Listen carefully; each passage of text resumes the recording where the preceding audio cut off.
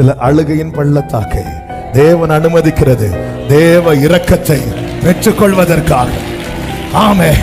இன்னைக்கு தேவ சமூகத்துல கண்ணீரோடு இருக்கிறவர்களை பார்த்து இந்த வார்த்தையை தீர்க்க தரிசனமாய் சொல்லுகிறேன். உங்கள் கண்ணீர் நிமித்தம், அழுகை நிமித்தமாய் கர்த்தருடைய இரக்கம் உங்க மேல, கர்த்தருடைய இரக்கம் உங்க மேல. எத்தனை பேர் ஆமென் சொல்லுவீங்க?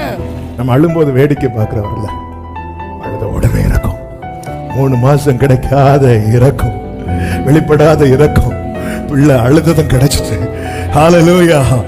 அலைந்த போது காணாத துறவு ஆகார் அழுத போது கண்டார். ஆமென், ஆமென், ஆமென்.